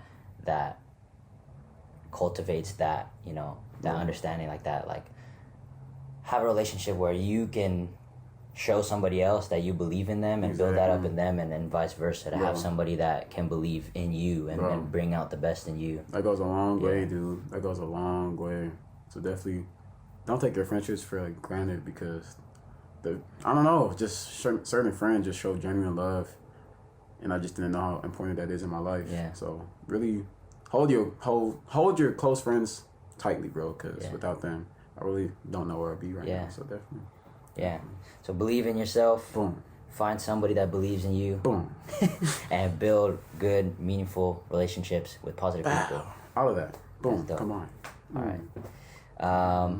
yeah, that's basically it, bro. Dang. That's basically Bro. the episode. Again, if you just have any last words you want to say, anything you want to shout out, anything before we shut it down. Dang, manifesting lots of money in my life. I want money. I want all the money. No, but definitely. No, I appreciate you, bro. This man's really one of the most talented singers I ever heard in my life. I'm telling you, I'll be in church, me and Princess be like, "Hey, yo, Mark is about to make us cry right now." Like, he's talented, dude. It, bro. I'm glad I got to do this today. I'm glad to get to know you better, bro. So Definitely. really appreciate you a lot. New things on the way, man. Can't really say. Actually, I'm gonna say no. New song coming out soon. Yes. Be on the lookout. Yeah. But nah, just follow your dreams. Believe in yourself at all times. And Yeah. money. Yeah, like I said, I mean, we both said it. I really appreciated you having on. Bro. I'm glad that we were able to have this conversation because, like I said, up until this point, I didn't have the pleasure of knowing who you really are. But now I get to see, bro, we're like the same person. The guy, this is my we're guy the same right person. now, So I really appreciated this conversation. No problem. And it was definitely super beneficial. Bro. And I hope it has the same for other people too. Thank you for having me on, bro. Yes. I appreciate you, gang. Appreciate it, brother. My guy. This is amazing.